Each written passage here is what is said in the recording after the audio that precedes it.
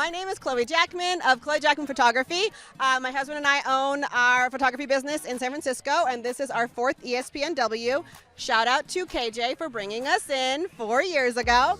And my W is that 2 years ago, my husband told me that the Valkyries were the WNBA team coming to the Bay, and I said, okay, we're going to become their photographer because that's a women's basketball team, and I am a woman-owned business. And I mean, he owns a business too, but he's our diversity hire, so I am the woman-owned business. And I said, we're going to meet them, and we're going to become their photographers. And 1 year later, I was here at ESPnW, and I walked to Hema after she got off stage, and I said, hello, my name is Chloe Jackman. Here's the spiel, and I want to be your photographer. And she said, great, there's Kimberly Veal, go talk to her. And then Susie hyped me up, and then 48 hours later, I was on a call with the marketing team for the Valkyries and did a huge creative product for them. We shot their media day, and we photographed several of their games. We became the Valkyries photographer. Good evening and welcome back to the ESPnW Women and Sports Summit presented by Toyota.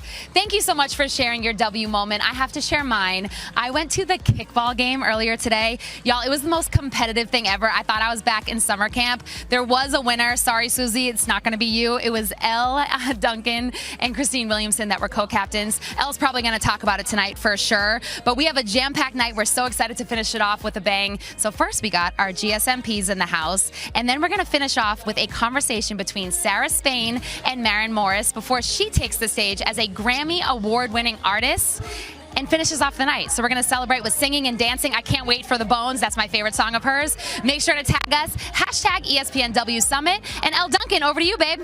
Here we go. You guys, we've reached like the final night of the summit, which means that if you have anything left in the tank, you're going to empty it tonight. I mean, not totally, because we do have programming in the morning and we definitely want you there, but also we're going to go crazy tonight. Have you been having an amazing time? So have I. Shout out to all the people that did activities. If some of your activities were just going to your room and hiding from everyone, that's fine too. Good for you. This is a safe space. We want that for you. But shout out to the women that played kickball. Where are you? Where are you? It's weird because Susie Petrowski, who we love, who's a bigwig at ESPN, champion for women, she's the best. Where are you, Suze? Are you here? Are you hiding? Susie, there she is. There she is. Susie Petrowski cares more about kickball than maybe anything I've ever seen in her life. And she does have 2 children. And Susie hit the absolute biggest of bombs. Her team is down. Me and Christine Williamson are on Team Bodega Baddies. Where are the Bodega Baddies at? We're up 3-1. It's the final inning. It's the last opportunity. They score. It's 3-2. Butts are tight. We're feeling it. Susie comes up to bat because on Susie's team, they didn't follow a particular batting order. It was just whoever they felt like would be good at that moment would just slide in. That's fine, right? Yeah, if you ain't cheating, you ain't trying, right, Suze? So Susie comes up, and I'm like, oh, here we go, because Susie is well known to be a kickball elite athlete, and she just absolutely launches one into like the art, like the rocks, like the garden where like no one would go except Rachel Winther. Where's Rach? Where is she at? Where's she at? Not this Rachel. There she is. Rachel Winther. Rachel dared to venture. She was like, not today, devil. The devil being Susie. And she was like, not today. And she ran into those rocks. And I, being a softball player, I don't know if you guys heard, I was like, well, shit, if she's going to go for it, I'm going to be her cutoff man. So I run out there. I'm her cutoff man. And I could just sense this energy right around me as I get the ball from Rachel, who gets it into me on an absolute bullet. And as I turn, thinking, at this point, Susie's probably rounding third to go home, I turn, and Susie is right there, caught between second and third base. And she looks at me like a deer in the headlights, and she's like, oh, shit. And then thinking she could somehow escape this jam she found herself in because she was overly confident about this being a home run, she tries to make a move and she falls on her ass. And I pegged her. And I understand that can have different connotation based on the room, but I pegged the hell out of her, you guys. I pegged her. I got her good. So shout out to Our team, shout out to your team, Susie. Did you have a name? I never learned it. I didn't care to. There we go. I'm going to call them Team Huddle. They kept huddling. Susie was very intense about this. Like, we can do this. All right. I hope you guys had an amazing moment. And matter of fact, can we create a moment real quick for socials? Because again, nothing happens unless you put it there. Has anyone seen the trend where it's like, I told blah, blah, blah, blah, blah, blah if they'd be my backup dancer? Have you seen this trend? Yeah, with Stefanie Mills. Does anyone have a camera? Can I do that with y'all? Okay, so they're gonna play the music, and literally all y'all have to do, I've been told this is a 360 camera and that it's idiot-proof, so I'm about to test it. I'm about to test the limits. All I'm gonna have you guys do is can you just dance in the background? That's all you have to do. You can chair dance, you can stand up if you want to, because that's what real dancing is, but that's fine. Whatever you want when they play the music, and then we're gonna post this on socials and it's gonna go crazy. Are we ready? All right, cue the music up. Now I'm lonely, nevermore. And you came into my life. There we go. Hey. Like this before. Hey. All right, there we go. There we go. I told you. And just like most social media trends, none of that's gonna make any sense to you till you see the video, okay? We're gonna package it, it's gonna be great. A quick reminder as we get ready for tonight's entertainment, an incredible conversation with Sarah Spain and Maren Morris. Are we joking right now?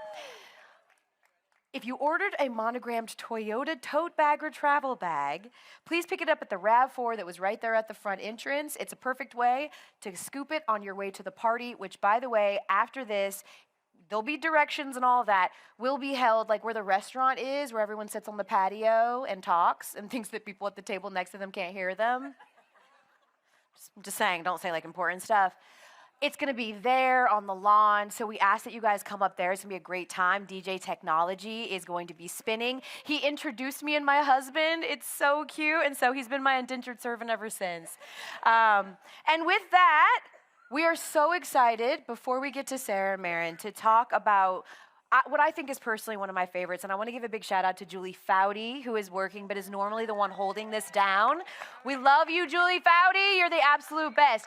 She brings so much energy and joy to this space, so I'm going to do my absolute best to try and hold up to that standard that she set. But if you don't know about the Global Sports Mentoring Program, it was launched in 2012 by the U.S. Department of State and ESPnW. It's a mentoring program, and it's really built to do the same thing that most of these programs are built to do: empower women and girls through sports-based mentorship. It's immersive. It's a 4-week mentorship, and the delegates, that some of which you're about to meet, cultivate leadership and business skills from top executives at blue chip host organizations. So we're really connecting these young women and girls with power brokers in this space. With this year's class, we've now had 191 delegates from 80 different countries come through this program. That absolutely deserves a round of applause. The programs that alumni implemented have reached more than 800,000 people across the world. We're going to pause and let them populate this with 800,000 people. I'm just kidding. We're not going to do that, you guys. That would take a while. ESPnW serves as a media partner, and they work to identify and secure all the mentors that are going to participate in this program, meaning we vet you, baby. We make sure they are the cream of the crop, and they are. And that's honestly, apart from the delegates themselves, what makes this program so spectacular is that these incredible women who are already crazy mad busy with their jobs and their families decide to still find it somewhere within them to offer this type of mentorship.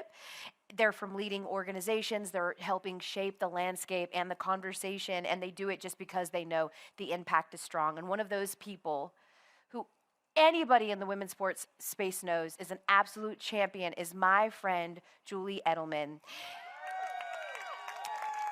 Jules, where's Di? There she is, right in the front with the camera ready. I love it. Please welcome to the stage, you guys, the EVP and Global Chief Commercial Officer of Double Verify, Julie Edelman. Ooh, did you pick this one? Yep, I love Queen. You gotta love Queen and Freddie Mercury. Let's go, babe. Don't. Oh, I asked you. I keep trying to get a karaoke thing going. This is not gonna help that cause. Okay, Believe. what's this? Everyone believe. We love that. So for those of you that don't know, Julie you've been a mentor for 14 years? 14 years. 14 years. I was 16 when I started. I love that for you. You just knew you had the vision, even at a young age. The thing about you is that not only have you been a mentor, but you've also switched companies and you've brought this mentorship program with you. What is it that's so important to you that it's like a non-negotiable wherever you go? Yeah, so I think you'll learn and understand this a lot more when all of the delegates come out here, because they all have unbelievably inspiring and impactful projects that they're working on. And what you'll learn from the mentorship is all these women need is a little bit of encouragement, a little bit of mentorship, a little bit of coaching, connecting themselves with people that we all know on a daily basis, but they would never have the opportunity to get to know unless they had somebody in the United States introducing them to folks. So just a little bit of background about me. I spent my first 20 years at Procter & Gamble, the world's largest consumer packaged goods company. And at that time, we were one of the founding sponsors of ESPnW, not just the summit, not just ESPnW Global Sports Mentoring Program, but ESPnW back in the day. And when I was at Procter & Gamble, that's when I first got the opportunity and the permission to fund the program, to spend 20 to 30 hours a week when they're here, to be able to mentor the mentees that we had. And then I got an amazing opportunity to go to Google. And I know there's some Googlers in here, and I love what Google is doing in women's sports right now. So I literally negotiated my entire deal, everything, base salary, bonus, options, RSUs, everything. And at the last minute, I said, the only way that I'm going to go to Google is if I can take this global sports mentoring program with me. And they were like, absolutely. We think this is an incredible opportunity. We love everything that you're doing. And then 7 years later, 5 years ago, I did the exact same thing with Double Verify.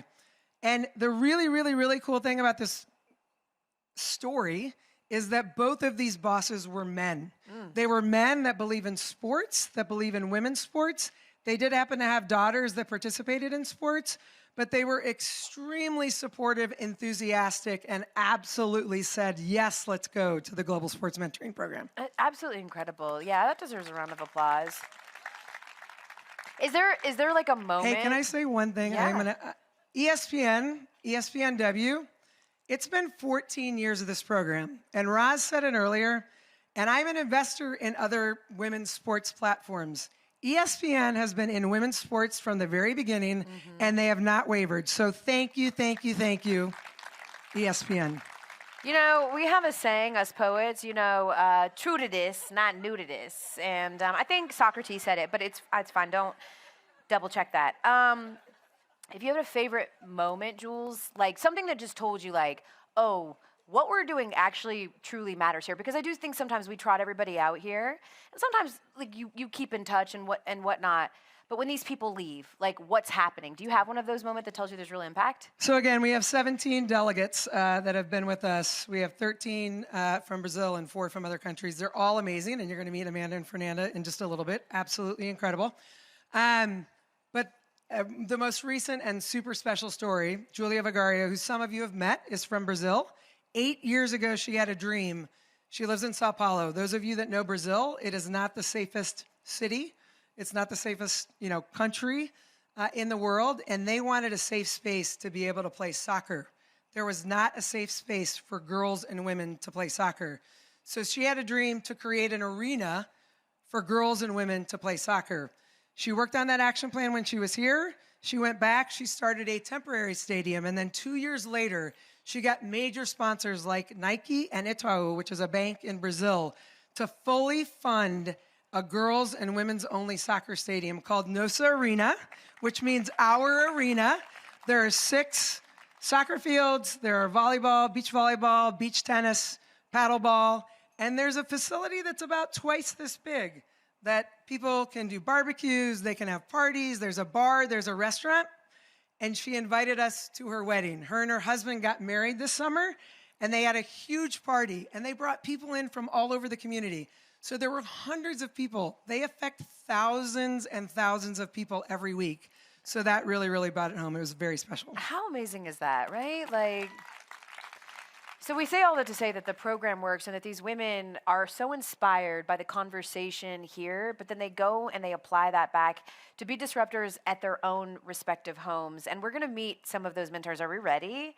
Can we cue up the music first so they can just like really come in with the vibe? Because let me tell you right now, the people that keep the party alive every year are these women that you're about to meet. They did not come here for a long time, but damn it, they came here for a good time, all right? And so with that, let's please bring our delegates to the stage and give them a round of applause, you guys, as they come out. Come on out, ladies. Yes. Hey, just up to the side. Let's get a look at all you lovely ladies. Come on now. Oh, I feel like someone's phone is there. We're taping this. Just walked right in front of your shot. Welcome. And now the delegates are going to introduce themselves and tell you where they come from. So let's do this. Hi everyone, my name is Alina. I'm from Uzbekistan. I'm triathlete and New Balance mentee. My action plan is to create the first sports program for women in Uzbekistan. In a country where women are rarely seen at the start line, I want to help thousands more to reach the finish. Thank you. Hola, bona nit. I'm Amanda Gutierrez from Barcelona, Spain, and my mentors are Julie Edelman and Diane Cummins from Double Verify. After Spain's women's soccer sexual harassment case, I lead the most important, biggest, and powerful movement in the story of women's sports to protect my players. So now, I'm going to create an academy with some of these players to train the leaders of tomorrow and make sure that this never, ever happen again. So welcome to the next step of our chapter of our movement. From one kiss, we create a revolution. Thank you. Buenas noches, oh hi! Buenas noches. My name is Balbina Classing. I'm proudly from Mexico. I was mentored by the great team of Liz Gray at CAA, and I work in Consejo Mundial de Lucha Libre. Because yes, women wrestle too.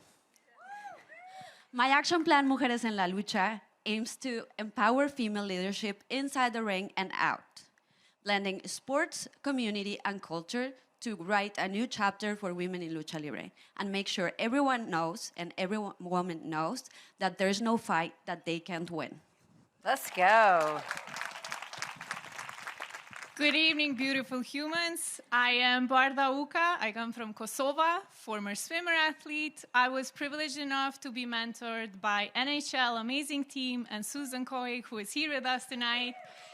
And my work will focus on enhancing gender equity by employing more women into sports sector as a first action in a chain of change that we want to produce in the sports ecosystem. Thank you. Yes. Good evening, everybody. My name is Carolina Feira, and I am from Suriname. I was mentored at the United States Tennis Association in Orlando. In Suriname, we will start a women-driven Coach Developers Academy, where the coaches will get the opportunity to strengthen their leadership skills, they will strengthen their coaching skills, and they will be supported in their well-being as well. Thank you. Good evening, I'm Charlene from the island of Malta. I was mentored at NCAA by Jean-Elle Lendy, where I worked on my action plan to help the Maltese Olympic Committee create new pathways to support youth athletes to remain in sport beyond the age of 16. Wow. Buenas, everyone. I'm Elena Valdez from Mexico. I had the honor to be mentored by Ashley O'Connor and Pam Neff from Let's go. Nailed it. ESPN. Nailed it. And my action plan is called Match the Woman Next Gen. It's a centralized and verified digital platform for elite players, only accessible for the scouts and coaches. Hello, my name is Fernanda Vascones. I am a former professional soccer player in Ecuador, the country of the Galapagos Islands. And my mentors are Julie Edelman and Diane Cummins from Double Verify. The name of my action plan is The Playbook for Her. For 10 years, I developed and executed a playbook that solved the problem of making women's soccer team self-sufficient, and now I want to scale it up to the entire professional women's soccer league in Ecuador to make it sustainable. Because women's sports is not charity, let's do business. Yes. She said, let's do business. Kia orana, everyone. My name is Harriet Tuara, proud to represent my beautiful islands of the Cook Islands. I was mentored by the incredible team at Sachi and Sachi. Thank you so much for showing up for me tonight, team. My action plan, Power Play, uses sport to create safe spaces for the young people in my country where they can heal from trauma, where they can reclaim their confidence to thrive on the field and in life. Thank you. Yes. Good evening, everyone. My name is Jelena Pavicevic. I'm from Serbia. I was mentored by JMU Virginia and Yukon Connecticut. My action plan is Equal Access Lifelong Impact. We are already providing free access to sports for 7,000 girls. Now our goal is to develop our coaches, to integrate life skills, confidence and leadership into our sports program so that every girl can play and grow. Thank you. Yes. Hi, good night. My name is Marisola Barca. I'm from Costa Rica, and I've been mentored with ESPN, Maria Suarez, which is over here. Yes. And Juanita Galvis, too. I hope that she's looking at me on YouTube. Well, I'm creating a mentoring program so the girls can see the opportunities, high school girls can see the opportunities on the sports industry beyond being an athlete. So we can turn their passion into power. Pura vida. Pura vida. Greetings, my name is Rose Mshila. I'm from Kenya, which is at the heart of East Africa. I was mentored at the United States Tennis Association with Carolina. So our mentor there was Joanne Wallen. She led the team. My work, my action plan is called Game On. It's all about creating equitable pathways for women and girls in my country. I'm using basketball because that's my sport, just to ensure that we're able to afford girls the same opportunities as boys in our country, and at the same time empower them to lead and succeed on and beyond the court. Thank you. Hi everyone, my name is Vedehi. You can call me V for victory. I come from a very small country called India, and I was mentored by Val Ackerman and her amazing team at Big East Conference. Yes. Yes, both V's. And my action plan is Project Ascent 2036, through which we are expanding and strengthening our leadership program so that more women can step into leadership roles, because when women step up, sport moves forward. Yep, that's a bar. Hello, everyone. My name is Juliana. I'm from Indonesia. I've been mentoring under NFL, NFL Films, and the Green Bay Packers. Thank you so much for having me, Packers.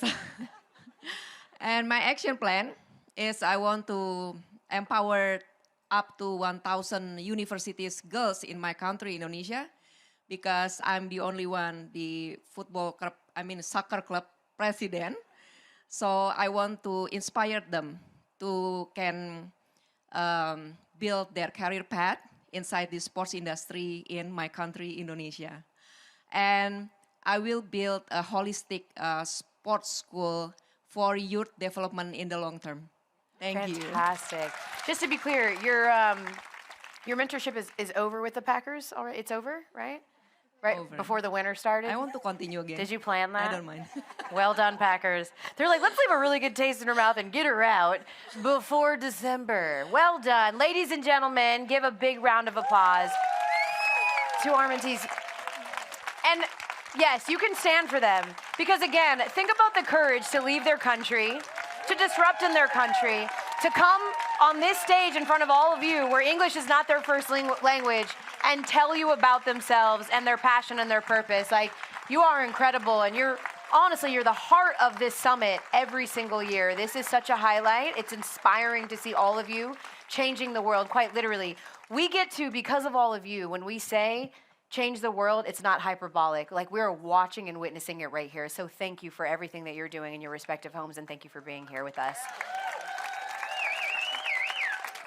Now, if that did not wet your whistle to be a mentor, I don't know what will. If you're interested, we tried to make it super easy for you. If you think your organization is interested, Julie, like, if you think that, like, you want to take her approach and be like, if you want me, you take this mentorship program with me, and we love that courage, then there are QR codes wherever you are at your respective couches or tables. We'll find you.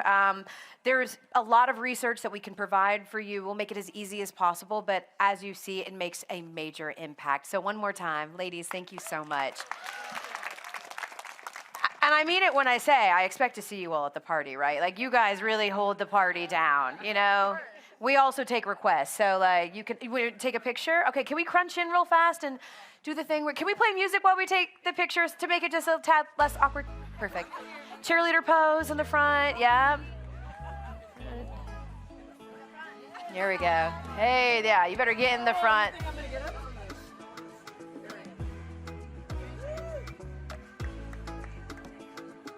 Strong girls, strong. Oh, have some fun. He's like, loosen up. Hey, oh, we're showing biceps? Can you see mine through my jacket? No? There's a reason. All right, there we go. Fantastic. Thank you so much, ladies. Oh, actually, wait, I'm so sorry. There was one thing can you come back out real fast? Just real fast, real fast, real fast. Can I just right here, could I have Elena and V stand right here? Just right here. Elena, V. Elena. Okay, and V, can stand right here. Because your birthday is today? Yes. And your birthday was 2 days ago. Yes. So very quickly, on 3. 1, 2, 3. Happy birthday to you. Happy birthday to you. Happy birthday, dear Elena V. It's fine. Happy birthday to you. Yes! Happy birthday, ladies. I promise drinks are on me tonight. Hey. I don't really know what's in the elixir, but it's stuff that will have you feeling good. That's what I do know. All right. So I'm going to sit in the audience and watch this amazing conversation, and then I will make my way up to the party. In the meantime and in between time, let's bring up my girl who's going to hold down the rest of the night for us here on the stage. If you've never witnessed a keynote conversation with Sarah Spain, it is something to behold. And so let's bring my girl, Sara España, back to the stage. Oh, hey. Hi, friend. Look how cute and little you are. I'm wearing heels. Face goes every time. I know. Right it never... Hi, guys. It's a keynote conversation, so we can bring the titties out. You know, it's ESPnW After Dark. There's only so many dresses I can find that keep them contained, and this is not one of them. Hi, everyone. I'm so excited to be out here again. How amazing is that every single year? It is so inspiring, especially folks like Julie that year after year after year give their time and energy to that. So great. Speaking of energy, I'm going to need y'all to bring it for this upcoming guest, not just during the music part, but during the interview part, because we are so lucky to have her here. Her bio is unbelievable. Grammy Award-winning musician, songwriter, and performer who has shaken up the music scene with her combination of undeniable talent and inextinguishable courage. With a Grammy, 5 ACM Awards, 5 CMA Awards, and 3 Billboard Music Awards to her name, plus dozens of multi-platinum and gold certifications worldwide, and billions of streams with a B. She is a prolific and celebrated songwriter. She's a genre bender. She can do country, pop, Americana, and more. She's duetted with everyone from Taylor Swift, Stevie Nicks, and Sheryl Crow, to Teddy Swims, Hozier, My Buddies Mountjoy, and you may remember just a tiny little song with Zed that went 6 times platinum, The Middle? Yeah. She has been very busy the last few years. She became a mom, she got a divorce, she's learning how to co-parent, she's speaking out and stepping up in many ways that other country stars have not been willing to do, calling out the industry for racism, misogyny, homophobia, and other issues that plague Nashville, which we love her voice on that. She just released her 4th album, Dreamsicle, in May. She's a quote-unquote lunatic country music person. It's Maren Morris! Yes. Hi. Hi. Hi, y'all. Oh my gosh. Can I just tell you that I was just binging Maren Morris interviews to prep for this, and it was such a joy. Oh, thank just you. like listening to you talk and think about anything from music to politics to whatever is just, it's just really impressive to hear how you think and create. So before we get to the whole lunatic thing and how you spun that into something actually pretty beautiful, I want to go way back to baby Maren, because you started touring when you were 12 years old. Yeah. Which is absolutely wild. What did the road teach you in those teen years and those early 20s as a sort of teacher? I think just like really schlepping it in the like 15 passenger van with like a bunch of smelly band guys. I learned that pretty early on, just how to like coexist in tight quarters, and just, you know, like it was such a huge day when I was able to work my way up to like a tour bus. Yeah. And it was like, that's when I made it. But yeah, I think I just learned how to like humble myself to the crowd, because when you're like 14 in like a honky tonk in Texas, you're basically just like novelty at that point, and you're background noise. People aren't really paying attention to you. They're just getting drunk and dancing, or line dancing, or whatever we were doing. But yeah, I think I just learned that like it's not really just about me. I need to just learn how to like just be better in all these really like ugly years. Thank God, like there was only just like MySpace around back then.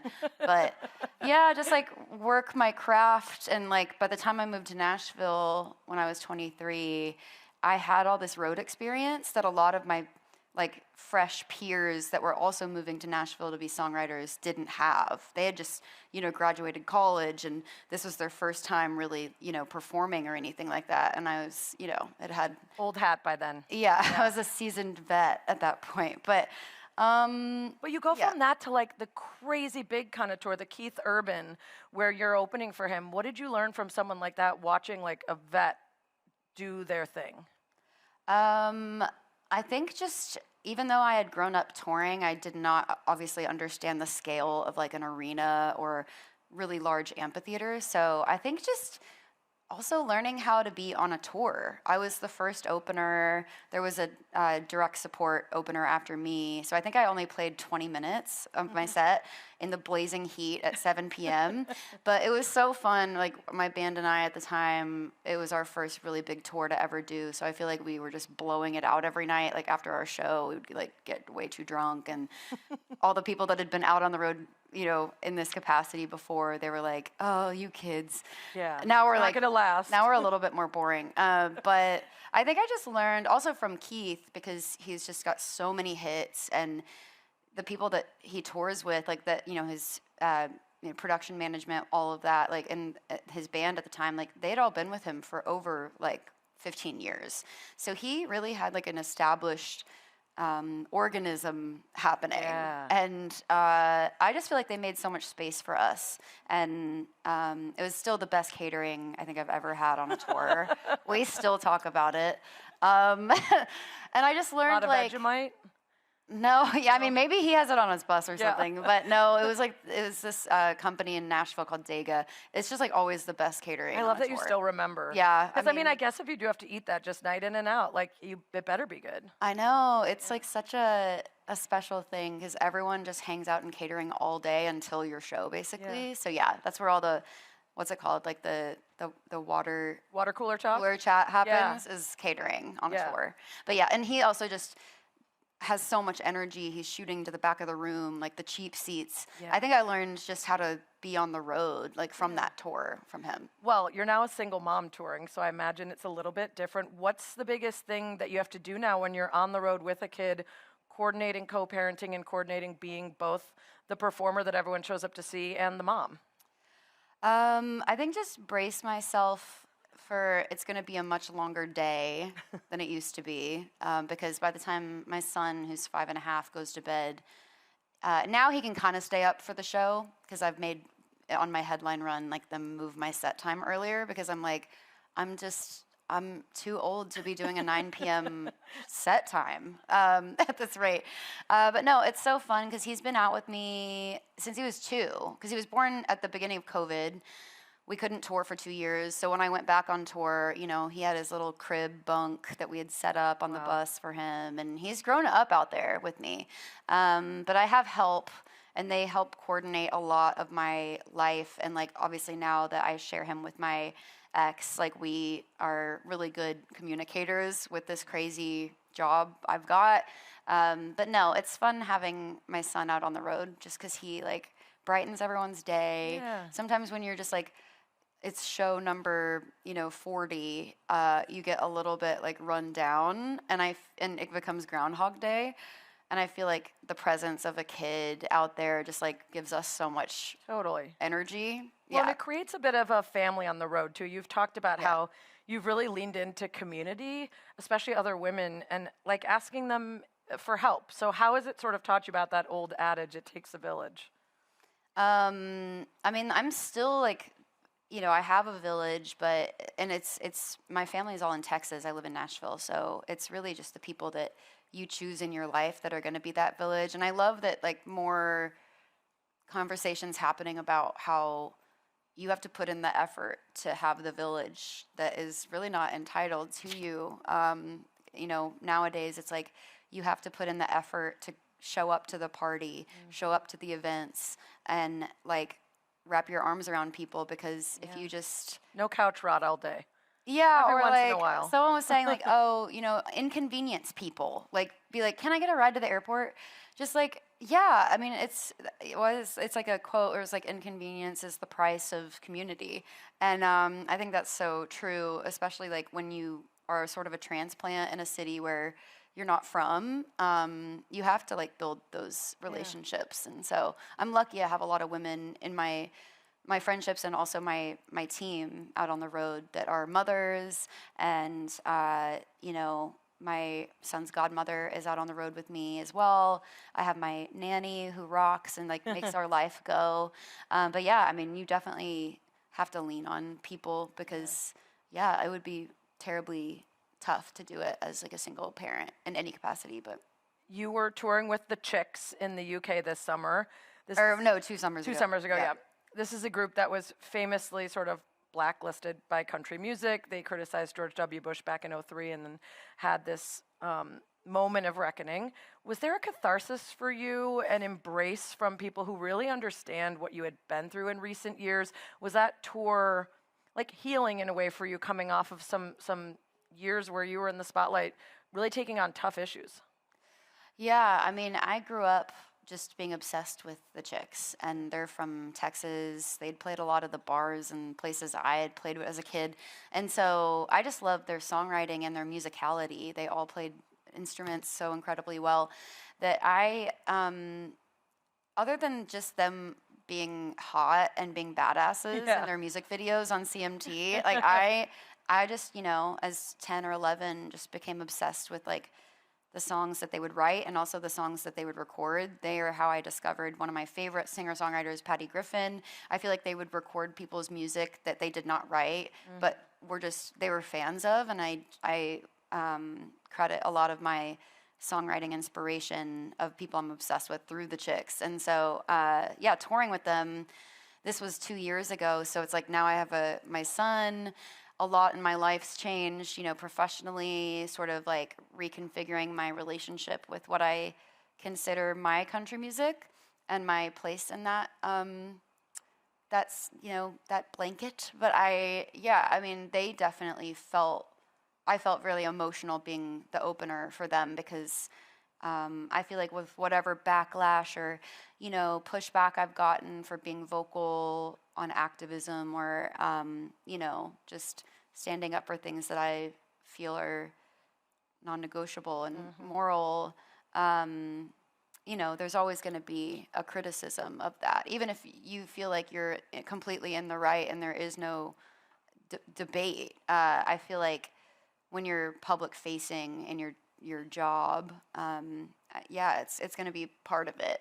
But they certainly like took the brunt of probably like the first real cancellation, and that was like over 20 years ago, and people still like talk about it. Like it's almost a verb Yeah, getting Dixie chicked. Yeah. I've been threatened with that. Yeah. Like, I think it's happened to you a couple times. Not like Yeah. fully, not the way it happened to them. 'Cause Yeah, times have or changed, like but the vibes are there. Yeah, and I think people coined this term back then when they, criticized the president. It was like, shut up and sing. And people say that to me now sometimes, and I just like laugh because I'm like, well, first off, not to be like the English teacher here, but you can't shut up and sing. So that's never clicked in my head. But no, I was like, okay, it's been 20 years, y'all. Like, please get a new line. Yeah. Well, we use that in sports too. Shut up and dribble. Okay. Shut up and sing. And it's always just like, we don't want to hear what you have to say, even though we fully recognize that brain you got in there is why we love what you do, right? So let's talk about your activism, your aforementioned inextinguishable courage, because there's been a lot of kind of chicks moments, if you will. There's been a lot of really, really amazing stuff, and I admire you so much. It is very hard to speak out from within a space about the other people in it. And one of the first ones, 2022, major news anchor called you a lunatic country music person while discussing your feud with fellow artist Jason Aldean's wife over some transphobic comments that she made. And after he called you that, you started selling T-shirts that said lunatic country music person with the phone number for a peer support and crisis hotline for trans youth, and you raised $150,000 for GLAAD. What a coup. What a way to turn that into something beautiful. Where do you think that bravery, both to speak out in the first place and then to not be discouraged by his bullying, comes from? Have you always had that? I don't know if it's just like a Texas thing, but I just love being charitable out of spite sometimes. I think, anything to draw attention to a great cause, but also like get the last laugh. I mean, like, oh my God, chef's kiss. Yeah. I think that obviously it was at the time like funny because I was like, this anchor is like, very famous and prevalent of being sort of like a shit stirrer. And, but I think it really like opened up a lot of conversation because, I've got a lot of family in Texas that are conservative, and it's sort of like, we can make fun of our family, but you can't. And so a lot of people in my family, when he called me that, they were like, what the fuck? Right. Wait, hold on. Maybe I don't like this guy. Maybe I like my family member, Maren. I think when it gets personal, like until it happens to you. But yeah, I mean, it definitely like built some bridges in a way. I love that. So crazy. But I did not expect like this joke of a T-shirt to raise that much money. Like, it was like, oh, maybe like just my fans will purchase this at the merch booth or something. But the fact that it just kind of like went viral and took on its like own life. But it also just really opened up a long relationship I've now had with GLAAD and Trans Lifeline. And so, yeah, it was like we definitely turned lemons into lemonade. Yeah. I love the idea of spite merch. I have actually purchased a lot of spite merch. Yeah. So I feel like there's a real big opportunity if we just trademark that. I like donating to charities like in someone's name that would never donate to them. Yeah. That's what I did. They'll probably never know about it, but it just makes me happy. Yeah. Yeah. On the last day of the Obama presidency, I donated to 44 different charities that I thought would be the kind that might not get as much money anymore. Oh, that's nice. Yeah. I love that. So amidst some of this, you decided to sort of publicly distance yourself from the country music industry in 2023. You told the LA Times, quote, "I thought I'd like to burn it to the ground and start over, but it's burning itself down without my help." Can you recall the moment or the incident or what the final straw was for you when you felt like speaking up about it was the only option? Yeah, I mean, like, and I will say before I answer, like, I have grown up, like, adoring country music storytelling and songwriters. I mean, it's just also the way I write and the way I sing has always been that. And so I think what I loved about it was the truth of the matter, like where it's like three chords and the truth, but also the people that were really pioneering that outlaw movement. Like Chris Christopherson was a veteran and he was speaking out about veterans' rights. Johnny Cash was talking about, funding public education and spending more money on that than, military. And obviously like I'm naming all the highwaymen. Yeah. But like, and then Willie Nelson, who I've like been Yeah. able to play with over the years. And then Dolly I've gotten to work with, meet my heroes that like really made me fall in love and feel like a part of this music, whether I was making it or not. I felt like it was my home. They still are that to me, and I still will like never feel like I'm, shitting all over my love for that genre and what it meant to me and what it means to me. But I think the tipping point for me was, it was sort of like kind of in the midst of all this like sort of pandemic era, just the, stuff going on with like some of the peers of mine, but also, part and parcel of the gig, I guess, when you sort of push back is, sometimes the criticism becomes scary, where it's like death threats. And I went to like an organization within country music that has always been, to me, quite a beacon of just solidifying your place there. I kind of reached out to them for help. I was like, how do I navigate this? And they basically just like, didn't show me much guidance or support. They showed actually everyone else the support, because it was like, sorry, they're really popular right now. Right. And so I was like, well, what the hell? I don't know, like, if I can continue doing my life's work and servicing it in these places that I just don't feel... Don't have your back. Yeah, or just, I don't feel like myself here anymore, I guess. Yeah. And so, I mean, I definitely, like, took a step back in many ways and had to just, like, recalibrate, not just the country music thing, but also, like, do I want to keep doing this? This has been, like, 2 decades, and I feel like I've hit a wall emotionally. I'm, like, a new mother. There's a lot of, like, identity stuff happening. Right. But, yeah, I definitely feel like it was a tough couple of years of that, and then like I got divorced, and so it was just everything that felt solid under my feet like really changed and shifted. But now it's like it's been a couple years, I'm on the other side and making music and touring again and on my own terms, and people are still showing up to the shows. And like the Nashville show a couple weeks ago was quite emotional for me because a lot of successes and mountaintops have happened for me in that town, but a lot of like crashing lows. So it was a really emotional, beautiful show, and just knowing that like there's community there and fans that are like, we feel safe in this crowd. Yes. That's like a huge... I want to talk about that and the new album in a minute and how it's sort of like an anti-breakup album. But I just want to quickly ask, because I feel like you talked about building bridges as a result of a conflict that you thought might have actually splintered things more. And, when you were talking about other folks in the country music industry, I think you mentioned it earlier, sometimes you feel like you're on the right side of an argument that shouldn't have an other side. And in recent years, we have seen in country music a few artists suffer sort of what we'd imagine would be negative public scandals, caught using racist slurs, having their video pulled down because of alleged endorsements of racism or associations to the site of a prominent historical lynching, like these things that should be negative, and they get record album sales. Fans are running out to support them because of these things. And you said of those moments, quote, people are streaming these songs out of spite. It's not out of true joy or love of the music. It's to own the libs. And that's so not what music is intended for. Music is supposed to be the voice of the oppressed, the actual oppressed. And now it's being used as this really toxic weapon in culture wars. When you spoke out about that stuff and you weren't feeling support from some other spaces in the industry, what did your label have to say about that? And what did your friends and family have to say?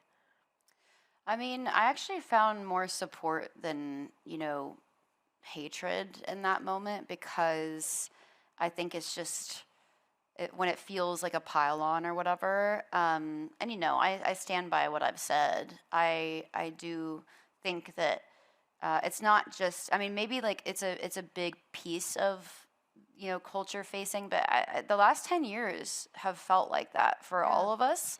And then, country music is just so quintessentially like American, and there's a lot of like patriotic elements that have happened, post 9/11, particularly in that genre, in the mainstream. I mean, and yeah, it's like sort of if you're not kissing the ring, like you're dissing the ring. And I think like I just have always challenged opinion and norms, and you know, I just out of like being, I think that's what led me to be a songwriter. I was like, I want to see this through another lens. So even though some things to me are black and white, like I do feel like I'm able to listen and like not like to certain things, but like I'm not going to pretend to be like the arbiter of subjects that I know nothing about. Like I can do my my homework, but I have to be able to listen. Like that's my job as a writer and like also as a mother.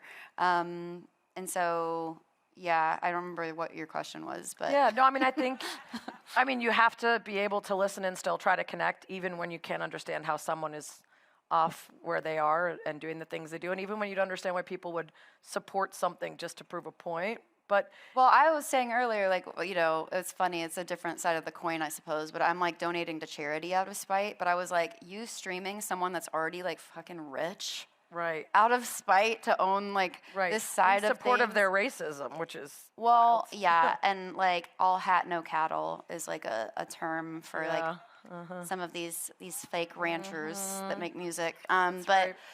Yeah, I was just like, I don't know what we're doing here. Well, you just talked about loving when your fans say that they have a safe space to come enjoy your music. And you switched from Columbia, Nashville to the pop side, Columbia Records. You got divorced. Last year you came out as bi. Yay for women. Yeah.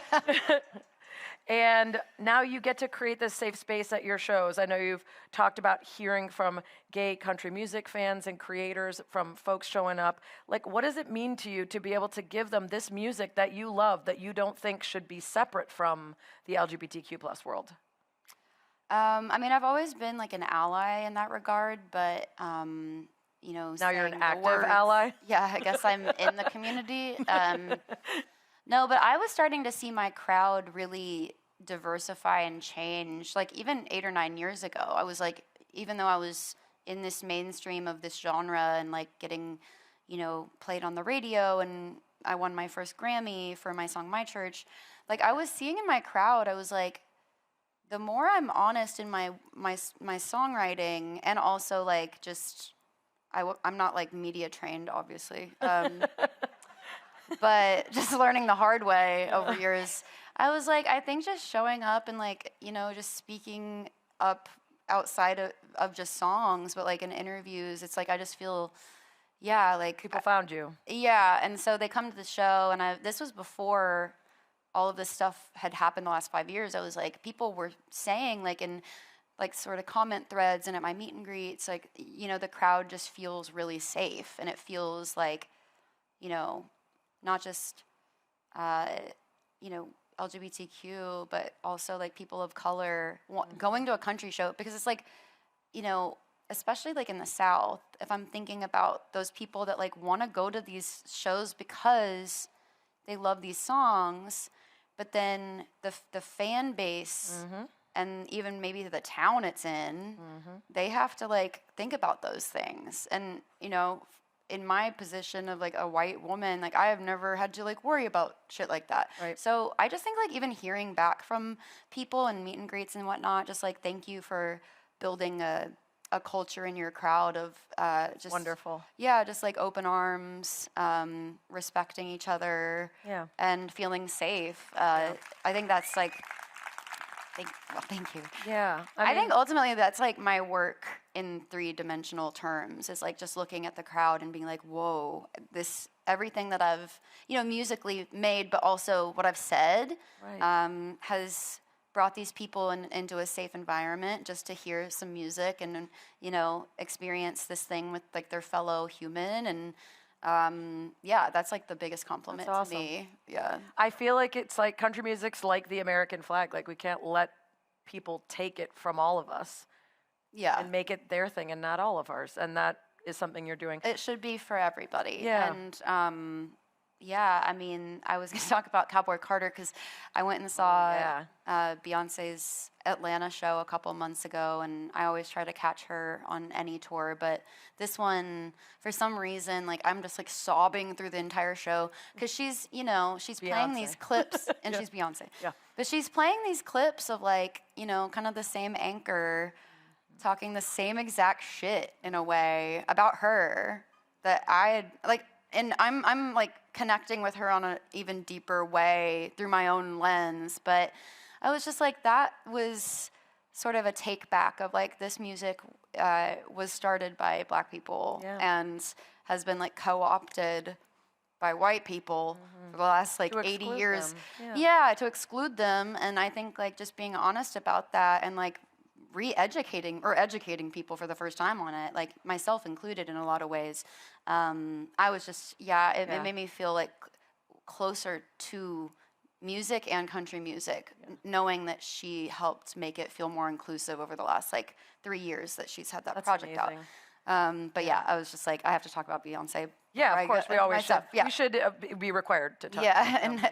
in every conversation. I want to talk about your new album, Dreamsicle. It's so good, you guys. Thank you. And I love that you said you didn't want to write it while you were still totally angry and sad about the divorce and the changes in your life. You wanted to find fun and laughs again and the joy so that you could, you know, mind the pain, but then also put joy into it. And you've said the album is more about putting yourself back together than the falling apart. So do you feel like you've fully put yourself back together, or are you still figuring out what the new you is? I mean, I don't know if I'll ever feel fully, I don't know if I ever was together to begin with. So I think it's just like a constant state of like rebirth and, you know, hot gluing the pieces of you back in every time one like cracks off, and just like enjoying the ride of it because it's a mess. But I'm certainly like glad because I felt like I was in such a heavy headspace for a couple years there, not just with like emotional, personal stuff, but like work stuff too, that I was like, I can't keep writing these like heavy, like, you know, bops, but like they're like these deserve to stay in an inbox forever. And some things are just for me. But I just didn't want to come from a place of like anger or sadness. Like I was okay to like push through those things and touch on them and like embrace it. But also, I also just, I don't know, like the proverbial divorce record I really didn't want to do. Because I love my ex-husband and we have this beautiful 5-year-old boy and we're doing a great job on the co-parenting front, that it's like I want to be able to tell my truth but also protect you know, my son. And then you got to perform those every night over and over. So even when you're out of like that I'm only space, you're punishing still, like, myself if I back in it every night like I'm better now, but here we go. But I love that the album is like a dreamsicle. It's ephemeral. You can't save it for later. And you write the line, will I ever enjoy anything while I'm standing in it? Is that something you're working on? Yeah, I think I'm better at it now, like being more present, but I'm always like, I think it's like an eldest daughter thing. I'm just always cleaning up before everyone's like, they're still having fun at the party and I'm just like wiping stuff down. Like I can't just ride the wave and enjoy it. I'm doing it better now, but I think it's just like when you have this responsibility at a young age and are performing, not just on stage, but like to people, I think you go into a mode of like constant, on to the next thing. All right, cool, that's over. But I definitely have to like check myself more and just be like, oh my God, chill out. Like, there's a mess on the counter. It's okay. Like, just go talk to your friends. Like, you never get to see them. You're always on the road. But yeah, I think the metaphor of Dreamsicle was like, it's all melting. Like, it's great. It's all melting. And I just want to enjoy it, even though it's like a mess. And it's very fleeting. Well, it is such a powerful album as a result of that, because it takes you through these highs and these lows and these moments. I mean, you know, Bed No Breakfast is about like, hey, let me see what's going on out there now that I'm not married anymore, if you know what I mean. But get the heck out after we're done. Please don't spend the there's night. no breakfast here. I'm out of coffee. But I hope you had a good time. 5 stars on Yelp. But then there's like the deeper moments and the really thoughtful moments about like life and all that. It's just such a great album. And you wrote for the first time, not the first time, but the first time in recent years without your ex. And you said you used to bounce stuff off him a lot. How did it feel to have to just be in your own brain and say, this is good, I don't need someone else to tell me that?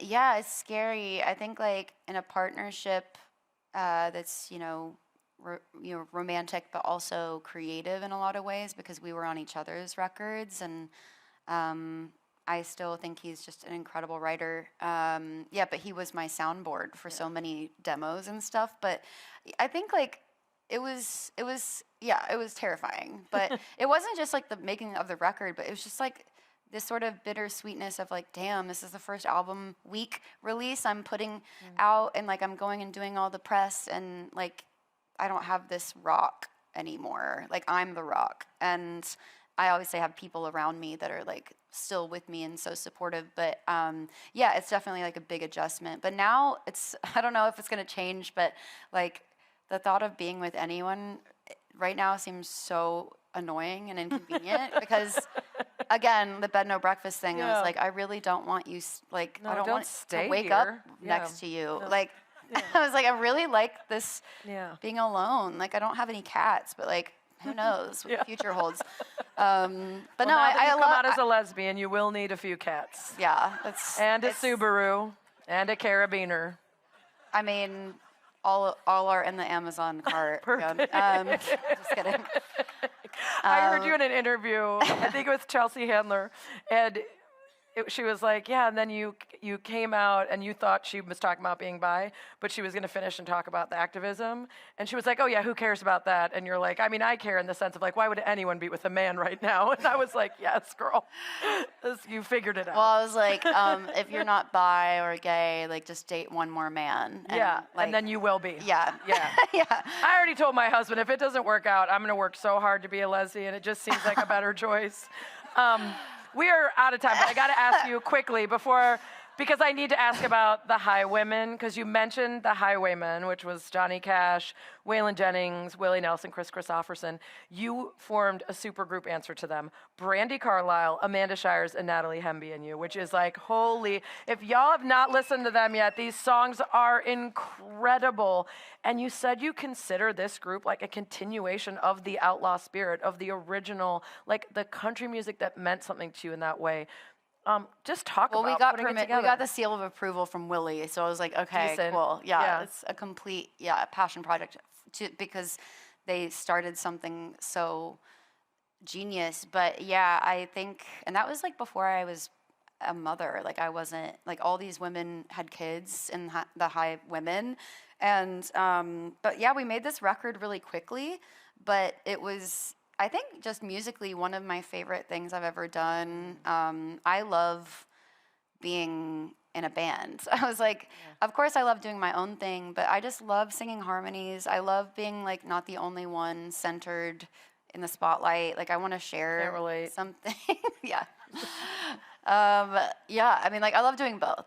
But it's a really important project. I think what we were setting out to do, we accomplished because I think that album has cemented its place in that conversation. But it's also just like an amazing album. Like Brandi, Amanda, Natalie, myself, we all like put in songs that we just loved so dearly. And then like Dave Cobb, Sheryl Crow came in and sang on it, Yola. Like it was like truly all my heroes and sisters. So fun. Yeah, but it's...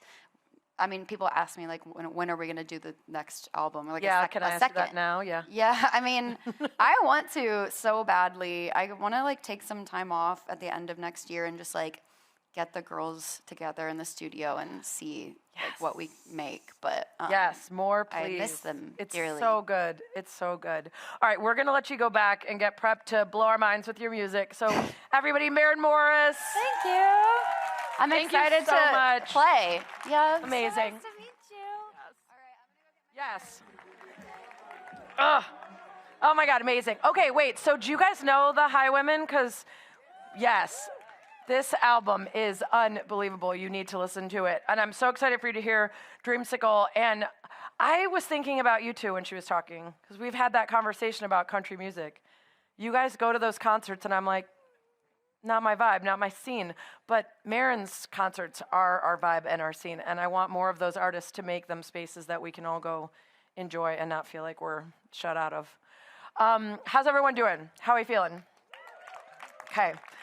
This is my brief moment to give you a message about later tonight, which is that for the first time in a long time, we are not going to be partying right here, which means not a single one of you are allowed to wander off to bed or decide that maybe you're just going to like pop by your room real quick and sit down. You're not even allowed to stay here. You're not allowed to stay by the fireplace. You're not allowed to stay by any of these bars. Your only option is to get onto a golf cart and go back near the Jimmy's place, which I'll tell you all the details before we go there. But that is your only option because that is the peak moment of the summit. People dance on bars. People do the splits, and not just me. People do limbo competitions. This is where you really get to see some of your new friends and old friends let loose a little bit. So I cannot allow you to have the location change get in the way of your participation. So I'm gonna need a vow from everyone. Raise your right hand. I will not be lame and go to Roz.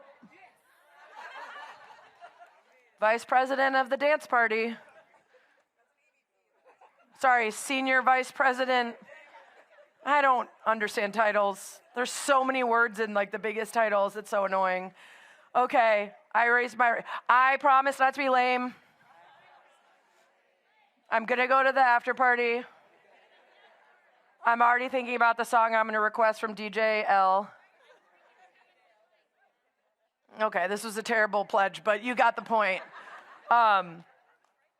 I also want to let you know that whatever song Elle says is my song when she calls me up to rap, it probably isn't, but I'm going to try anyway. Every year she gets it wrong. My songs are nothing but a G thing and Regulate, and every year she finds an adjacent song, and she's like, everybody knows this one. It's Sarah Spain. I like big butts. And I'm like, okay.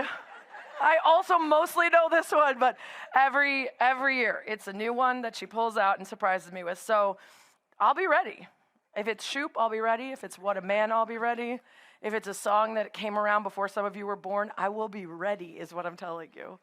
All right, so I think that's it. I think that's all I have to tell you about the after party, except for I will allow you to take your shoes off if it's going to prevent you from dancing. I actually have slippers in a bag right there. Shout out to Emily Jo Roberts. She brought me slippers with sheep on them. I'm going to wear this to the after party. So if you think your shoes are going to get in the way, take them off, okay? We will allow nothing to get in the way of the magic that's going to happen. But first, we're going to have the magic that's happening right here. I'm guessing that we're close. Oh, excellent. Well, get me off the stage, Maren Morris!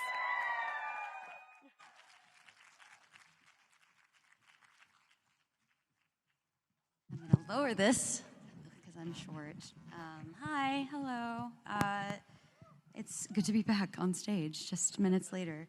I feel like this first song is pretty appropriate for this event. This is called Girl, and it's from my second record. And I kind of wrote it starting out to address like a girl I was having some like just, I don't know, tension with. And I kind of realized as I was writing this, I was writing it to myself.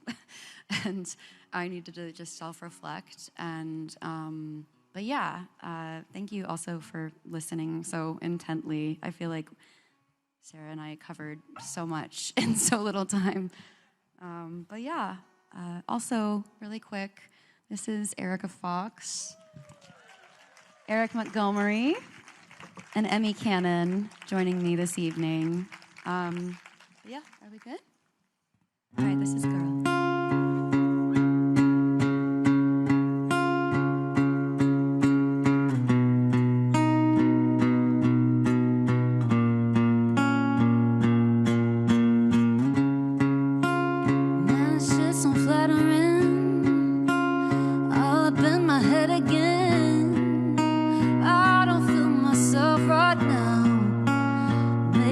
Should just lay down.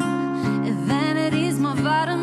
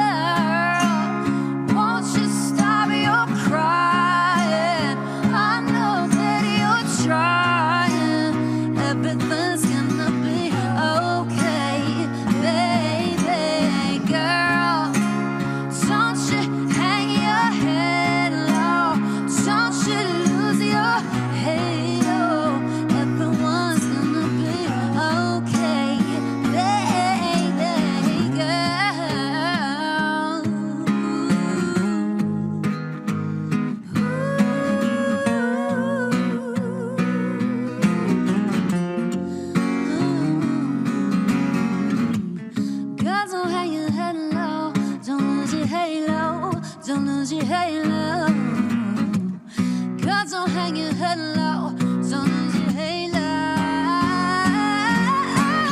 Girl, won't you stop your crying? I know that you're trying. Everything's gonna be okay, baby. Girl, don't you hang your head low, don't you lose your halo. Everyone's gonna be okay, baby. Girl, won't you stop your crying? Everything's gonna be okay. Don't you hang your head low, don't you lose your halo. Everyone's gonna be okay.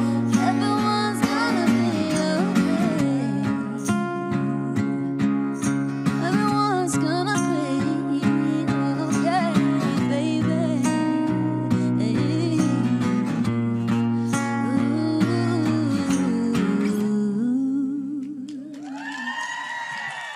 Thank you so much. So like Sarah was saying, I put this record out a couple months ago. It's called Dreamsicle, back in May. And we've just gotten off of tour of our US dates, and we leave in 2 days for Ireland and Europe. And but yeah, it's been so fun.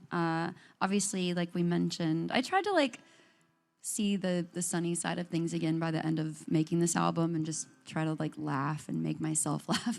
And I wrote this song kind of just after like going on a couple of bad dates with these like losers, and I was like, okay, I got to work through this, but also it not be a big, you know, F you. It needs to feel like, well, yeah, it's both. I guess it's F you, and also like, what am I doing? I've got to take some responsibility here too, because like you were seen in public with me. But this is called Too Good, dedicated to a few of these special individuals.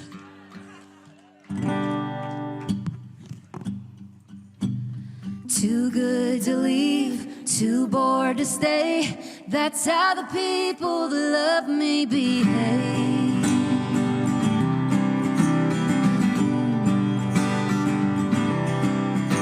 I manifested a life so pretty. I let you in a room for a penny. I fell in love with you. Where'd it get me? I was all that you had your name. You made excuses and took your freedom. You packed your toothbrush and Seinfeld season. So I looked closer, it got me thinking my place looked exactly the same. There was nothing left for you to claim. Too good to leave, too bored to stay. That's how the people that love me behave. It's too bad it's taken me this long to stay. I was always too good for your ass, and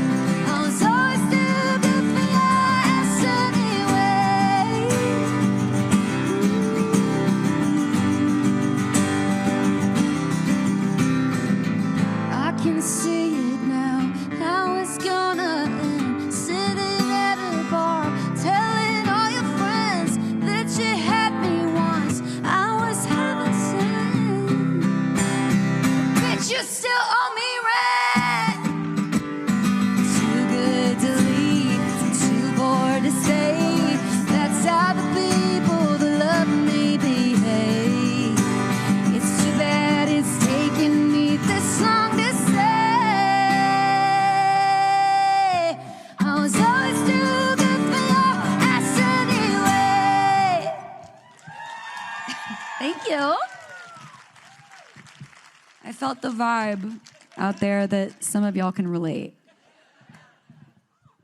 But look where we are, this beautiful place with some baddies out here. Feels very empowering. So thank you for letting me entertain you. So I'm gonna take a left turn here, and this is another new one, but I wrote it sort of in the middle of just like a panic attack a couple years ago, and I needed to calm myself down, and it was just me and my friend Greg, and he was playing these beautiful piano chords, and that helped me just take a breath. But then I was like, what do I need to say to myself right now? Because I need help. And I don't know, years in, this song just still felt really relevant to me and like in the world right now. But this is called Carry Me Through.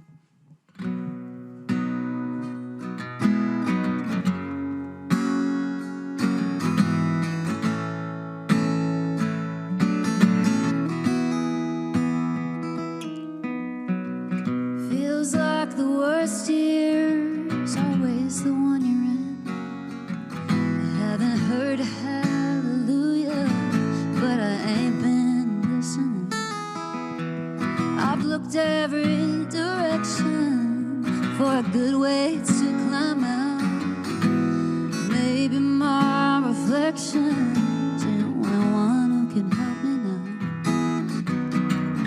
Little change of weather, it'll make it better.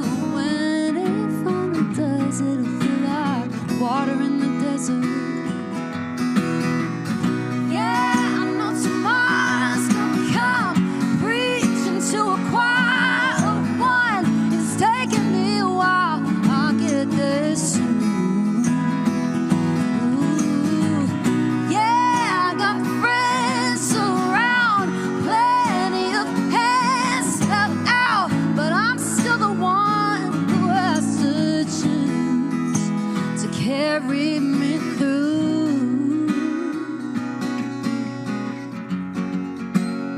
Carry me through.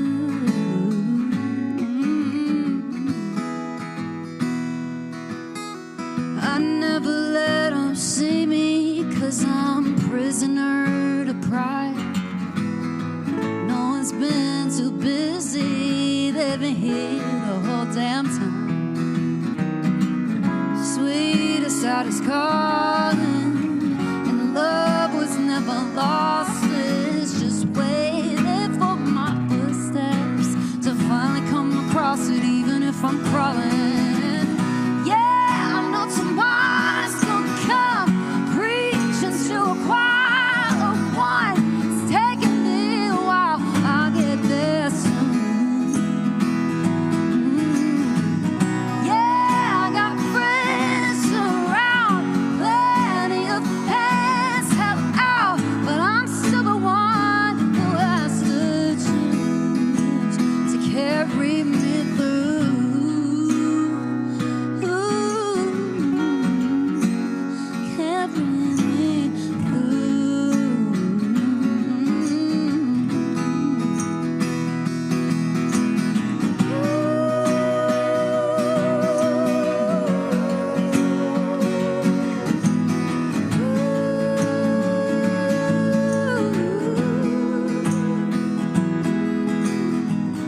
Yeah, I know tomorrow's gonna come, preaching to a choir of one. It's taking me a while, but I'll get there. I'll get there. Yeah, I got friends around, plenty of hands held out, but I'm still the one who has to choose to carry me through. Oh yeah, yes I will. I'll get there. I'll get there. I'll get there to carry me through. Thank you guys so much. This one you might know. I was in this like country music space, put my first record out, and then I think it was like shortly before or after I put my second one out, I got this like, no, it was actually in between those two albums. I got this call from a DJ, and they were like, we were looking for someone to put their vocal on this song. And I was like, well, I write my own songs, so I don't know. But then I heard the demo, and I was just obsessed. I played it 87 times, like on my phone. And I was like, I would love to take a stab at this. And a lot of back and forth, but like eventually I got it. And there were like a bunch of other singers that did the same, like, you know, sent their audition tape in. And I was very green to the whole pop world at the time, but this is common, I guess. But this was like a very weird circumstantial thing where it just like the pieces fell into place, and I was on this song, and it opened up a lot of like new fans to my music, and yeah, it's just one of those like kind of songs that are once in a lifetime in your career, and yeah, a rarity. But this is called The Middle.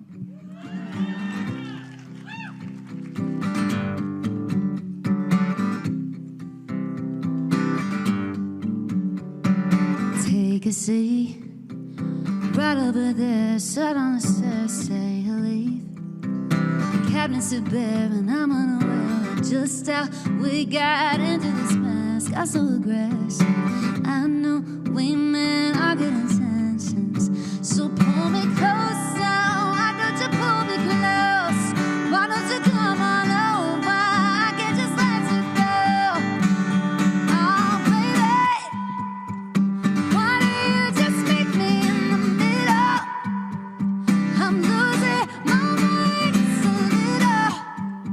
So why don't you just meet me in the middle? In the middle, baby. Why don't you just meet me in the middle?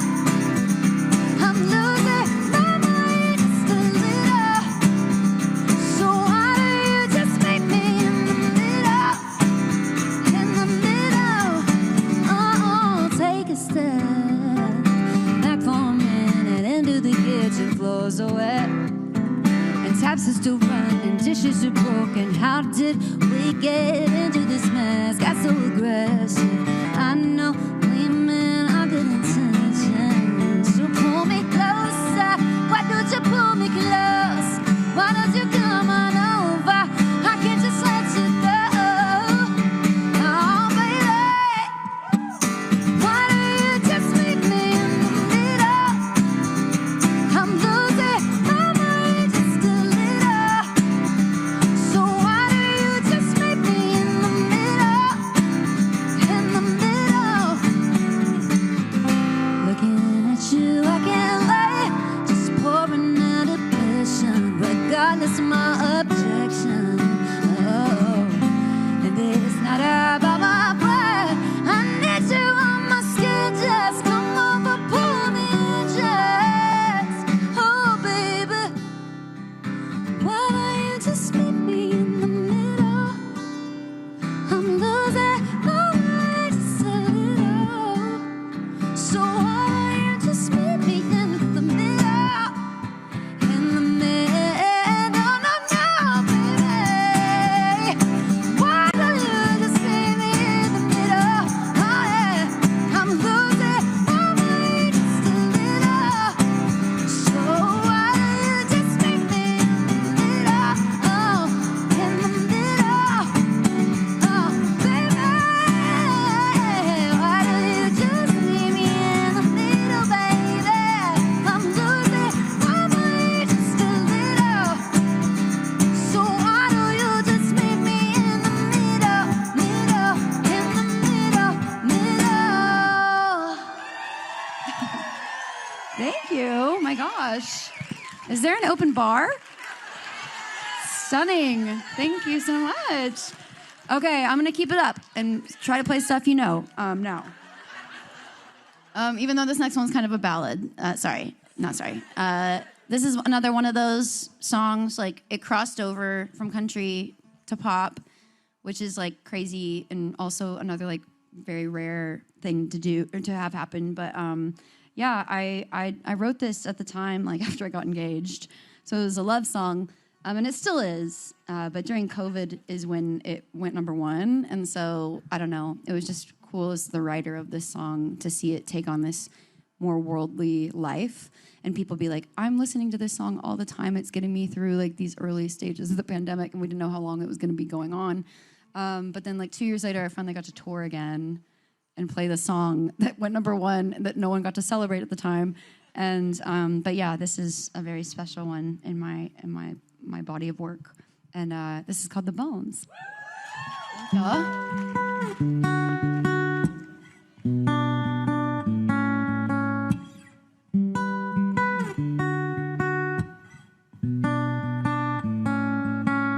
In the home stretch of the hard times, we took a hard left, but we're alright. Yeah, life sure can try to put love through it, but we built this right, so nothing's ever gonna move it when the bones are good. The rest don't matter, yeah, the bank could fill, the glass could shatter, let it rain, 'cause you and I remain the same. When there ain't a crack in the foundation, baby, I know when the storm will face and we'll blow right over while we stay put. The house don't fall when the bones are good.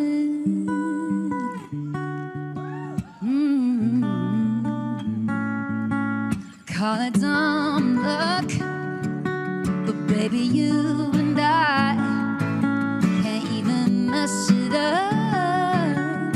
Though we both tried, oh, it won't always go the way we planned it. But the wolves came and ran. Oh, we're still standing when the bones are good. The rest don't matter, yeah, the pain could feel, the glass could shatter, and let it rain. 'Cause you and I remain the same. And there ain't a crack in the foundation, baby, I know when the storm will face the wind, blow right over while we stay put. The house don't fall when the bones are good. When the bones are good.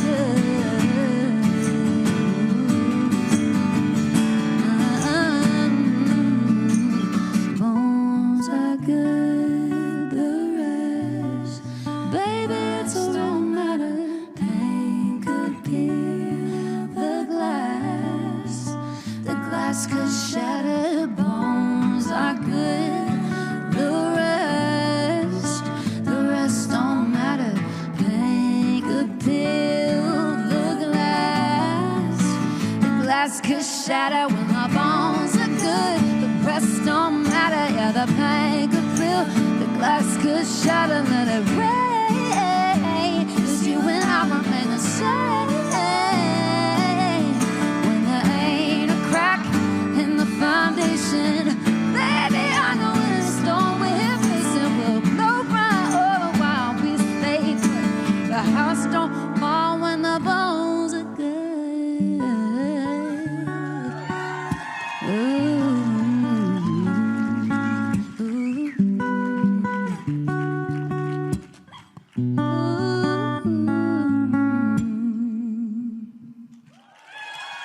Thank y'all so much. Yeah, thank you for having me. This has been such a fun 2 days. I've never been to Ojai, so this has just been really lovely to be somewhere where the sun is shining before we go to the UK for a month. So I'm really enjoying it. But yeah, thank you for having us, and it was so fun talking to. Where is she? Oh, she's probably about to come back up here. But it was so fun. I hope I didn't, sound stupid. Oh, hi, hello, you're back. She's amazing, so funny. But yeah, thank you. I'm Maren. Y'all have an amazing rest of your event, and I'll leave you with this one. Thank y'all so much. This is one of those songs where it's I'm not really talking about specifically church or religion. I'm just talking about community, like we mentioned earlier. It's like just being together with people is something we didn't have for a couple years there, and I just don't take it for granted. And the fact that I get to bring people together and just sing songs I wrote will never not be old. But yeah, this is called My Church. Thank you guys for having me. I've cursed on a Sunday, I've cheated and I've lied, I've fallen down from grace a few too many times. But I find holy redemption when I put the scar in drive, roll the windows down and turn up the dial. Can I get a hallelujah? Can I get an amen? Feels like the Holy Ghost running through you. When I play the highway FM, I find my soul revival, singing every single verse. Yeah, I guess that's my church. When Hank brings a sermon and Cash leads the choir, it gets my cold, cold heart burning hotter than a ring of fire. When this wonderful world gets heavy and I need to find my escape, I just keep the wheels rolling, radio scrolling, some of my sins washed away. Can I get a hallelujah? Can I get an amen? Feels like the Holy Ghost running through you. When I play the highway FM, I find my soul revival, singing every single verse. Yeah, I guess that's my church.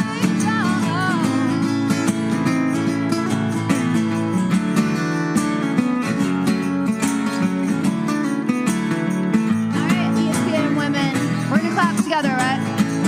Can I get a hallelujah? Can I get an amen? Feels like the Holy Ghost running through you. When I play the highway FM, I find my soul revival, singing every single verse. Yeah, I guess that's my church. Hey, can I get a hallelujah? Can I get an amen? Feels like the Holy Ghost running through you. When I play the highway FM, I find my soul revival, singing every single verse. Yeah, I guess that's my church.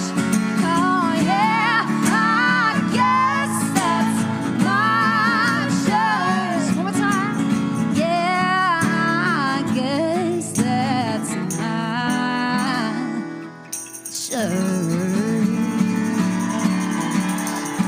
Oh, hi, thank you so much. That was so fun. Y'all have a great rest of your evening. Thank you, Sarah. Thank y'all so much. Have a great night.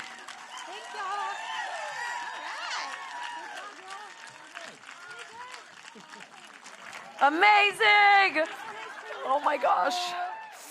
Oh my gosh. I usually badger our guest for one more, but we're going out on that. We're not topping that. It almost made me want, no. Still no for me. Wow, incredible. Oh my gosh, you guys. Every year we're like, can't top that. And then it's just like the most beautiful, wonderful thing to all get to witness talent like that together. So fun. Shout out to Lynn Olzawi for starting the dance party. She did text me like, Maren Morris, oh my God, I love her so much. And we all witnessed how much you love her. And it was adorable. Oh my gosh, so fun. Okay, I have a couple things of housekeeping before we all put on our slippers and party. But what a day. So many amazing moments, so much wisdom. Oh my goodness. I kind of want Nicole Lynn to just wander around with me and say inspiring things. I love people who speak in adages and idioms and just just brilliant things coming out of their mouth all the time. I'm working on it. I say enough things you would think it would happen occasionally, but not so much so far. Want to say goodbye to the live stream audience. Also, sorry for saying titties. I forgot there were other people here. That Maren Morris moment was absolutely everything I was hoping for and more. My two favorite songs I was so happy she performed, The Middle and The Bones, so that's going to be in my head all night. But thank you so much for sticking with us all day long. We hope that you enjoyed it. And we are not done because tomorrow we're going to be back at 8:50 Pacific Time, 11:50 Eastern Time for a flag football conversation with Ari Chambers before we finish it off with a keynote with Alona Marr. Olympian, amazing human being. We cannot wait to see her, and we cannot wait to see you, so we'll see you bright and early. Just take a look around. Like, we are in one of the most beautiful places in the entire world.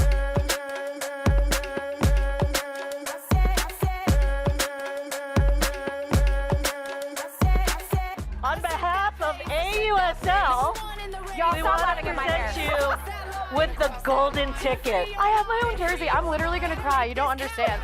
Getting a seat at the table is getting the same opportunities as your male counterparts at the same time. So many people have been looking for the right opportunities to invest in women's sports, but also now understand the unique audience that exists here. But how you reach them is really, really important. I have never gone to a game not in an outfit, period, ever. The tunnel is their runway, and people think that it's a mockery of it, and they like talk about what you guys are wearing and things of that nature, but it's like, this is a time for them to truly be themselves. My W is, 2 years ago, my husband told me that the Valkyries were the WNBA team coming to the Bay, and I said, okay, we're going to become their photographer. And 1 year later, I was here at ESPNW, and I walked to Ohema after she got off stage, and I said, hello, my name is Chloe Jackman. 48 hours later, I was on a call with the marketing team for the Valkyries. Okay, what's this? Everyone believe. We love that. If you don't pay no gain, so I'ma grab them rings, and I'ma get those rings, and I'ma do my thing. Thank you for watching the ESPNW Women in Sports Summit presented by Toyota.